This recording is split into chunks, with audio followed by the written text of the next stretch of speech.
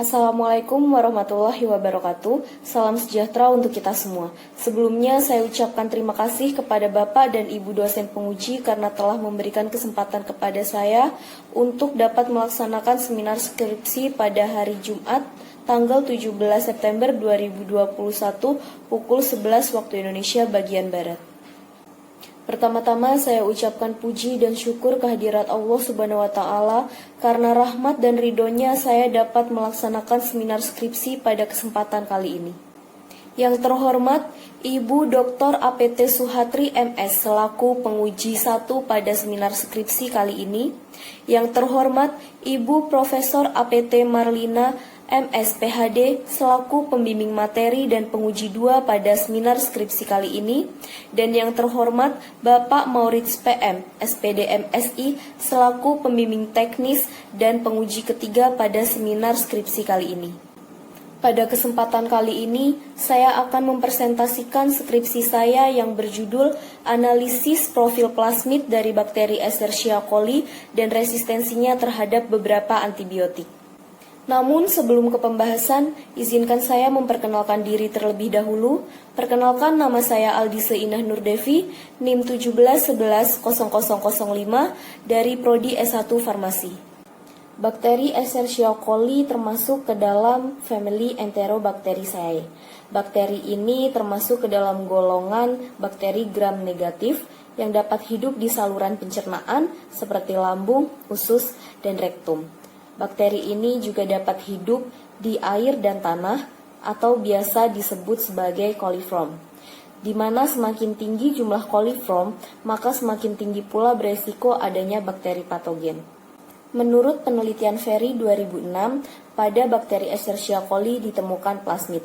Plasmid itu sendiri merupakan molekul DNA stabil dari kromosom bakteri yang dapat diturunkan dan bereplikasi secara independen.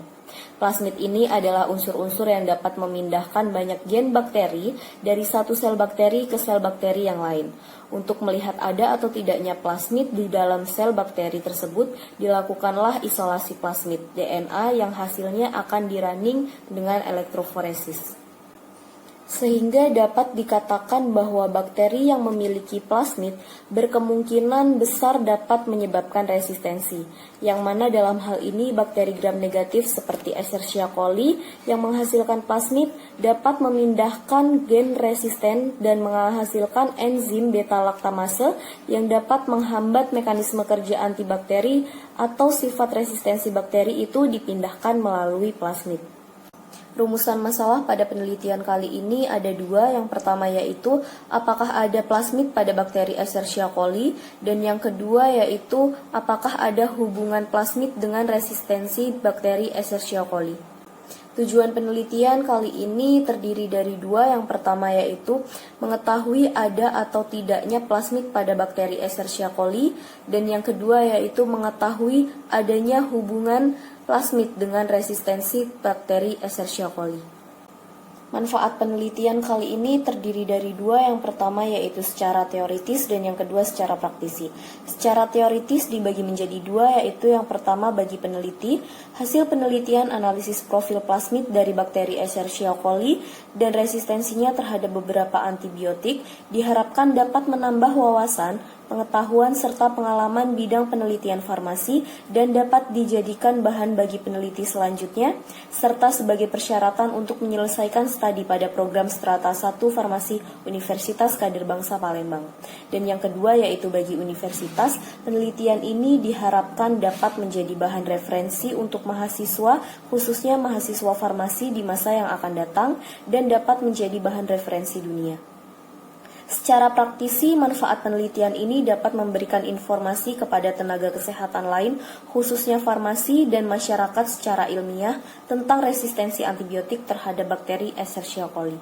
Kerangka konsep pada penelitian kali ini dibagi menjadi dua. Yang pertama yaitu independen, terdiri dari antibiotik amoksisilin, antibiotik tetrasiklin, antibiotik ciprofloxacin, antibiotik sulfamethoxazole, dan antibiotik streptomycin, serta analisis profil plasmid.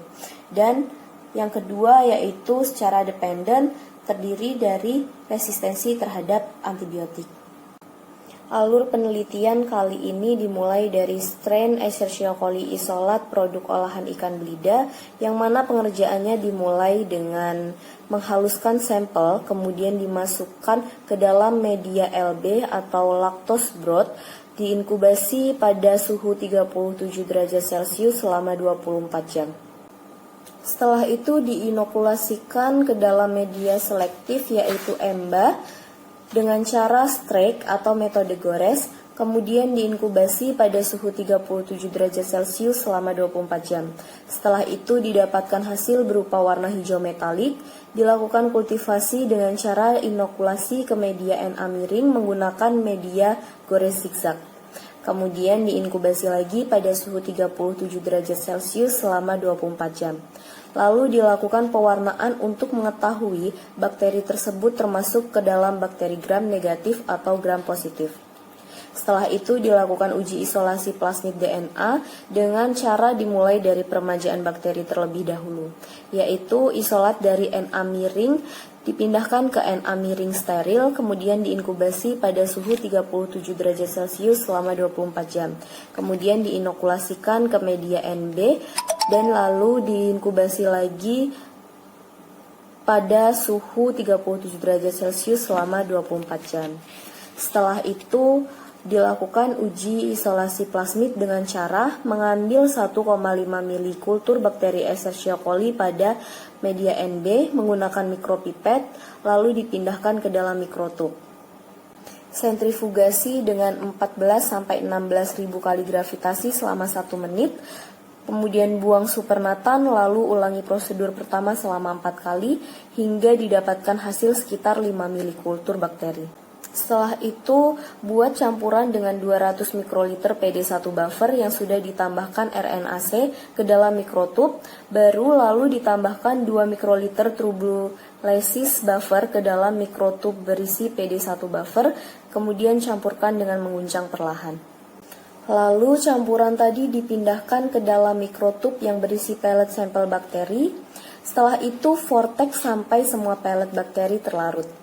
Lanjut ke tahapan berikutnya dimulai dengan menambahkan 200 mikroliter PD2 buffer, aduk dengan membolak-balikan secara perlahan sebanyak 10 kali. Setelah itu diamkan pada suhu ruang selama 2 menit hingga lisat homogen. Kemudian tambahkan 300 PD3 buffer, lalu campurkan segera dengan membolak-balikan tub sebanyak 10 kali. Setelah itu sentrifugasi dengan 14-16 ribu kali gravitasi selama 3 menit. Dari hasil di atas diambil supernatan, lalu dipindahkan ke PDH kolum yang sudah diletakkan pada collection tube. Kemudian sentrifugasi dengan 14-16 ribu kali gravitasi selama 30 detik, buang flow trough dan letakkan kembali PDH kolum pada collection tube. Dari hasil di atas diambil supernatan, lalu dipindahkan ke PDH kolum yang sudah diletakkan pada collection tube.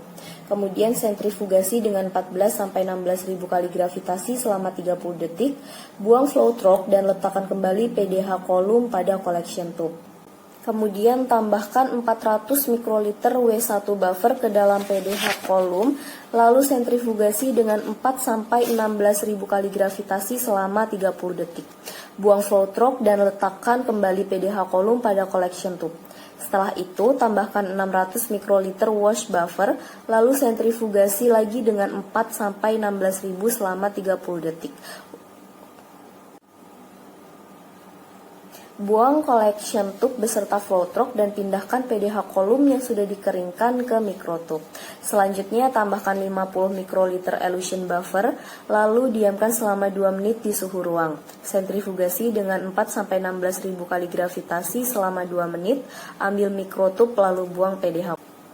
Setelah tahapan uji isolasi plasmid berhasil dilakukan, maka hasilnya akan dielektroforesis dengan menggunakan gel agaros 1%. Dengan cara timbang 0,4 mg gel agaros dilarutkan dalam 40 ml TBE buffer dan ditambahkan 1 mikroliter gel stain. Lalu dipanaskan dengan menggunakan microwave. Selagi panas, tuang ke dalam cetakan, lalu pasang sisiran. Tunggu hingga memadat atau dingin, lalu lepas sisiran. Kemudian tuang TBE buffer ke dalam alat elektroforesis, Letakkan gel di dalam alat elektroforesis tersebut, lalu tambahkan lagi TBE buffer hingga gel agaros terendam. Setelah itu, isi sumuran dengan menggunakan sampel.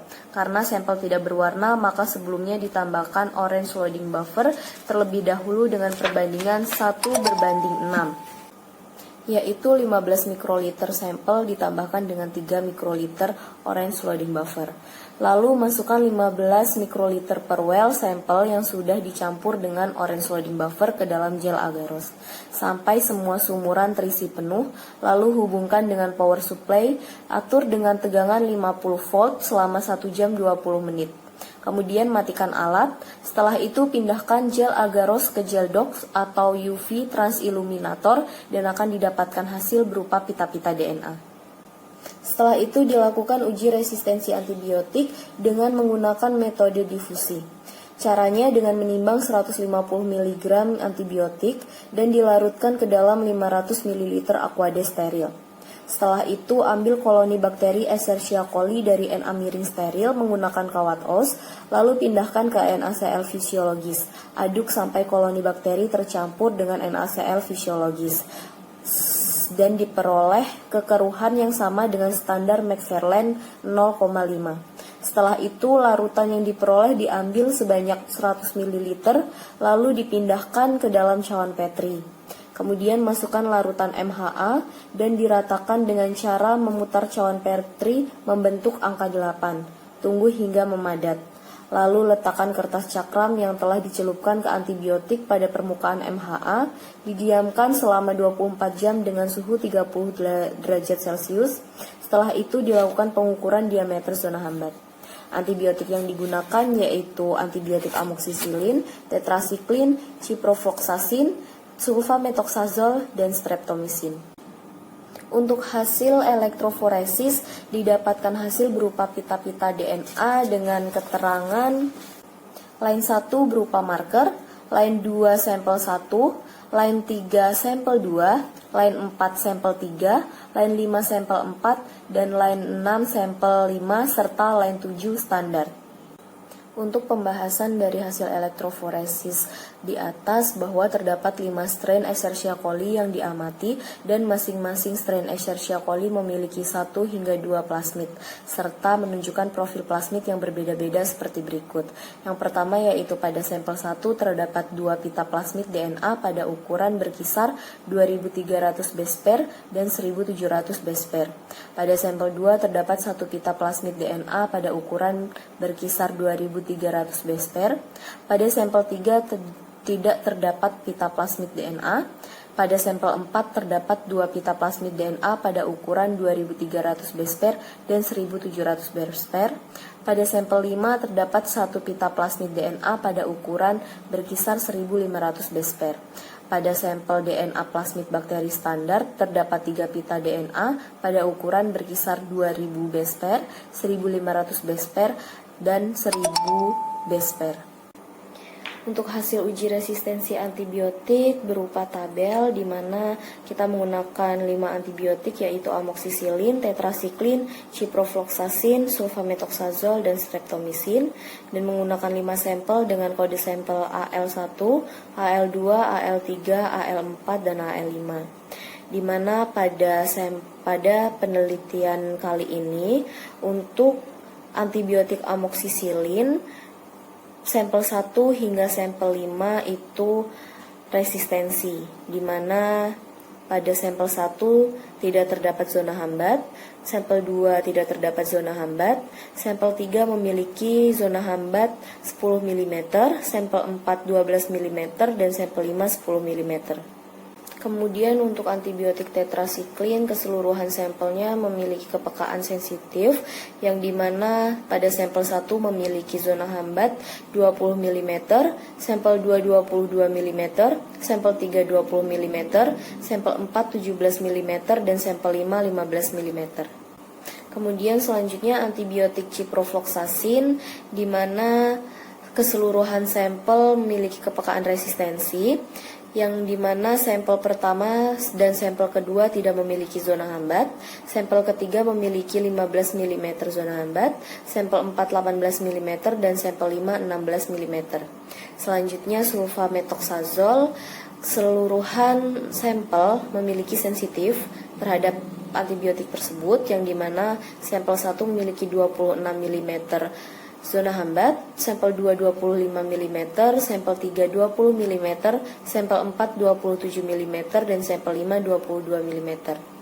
Kemudian yang terakhir yaitu antibiotik streptomycin, yang dimana pada sampel 1 memiliki zona hambat 15 mm dengan kepekaan sensitif, sampel 2 tidak memiliki zona hambat maka dikatakan resisten, dan sampel 3 memiliki zona hambat 10 mm yaitu masih resisten, dan sampel 4 memiliki zona hambat 14 mm yaitu intermediate, dan sampel 5 memiliki zona hambat 16 mm, kepekaannya sensitif.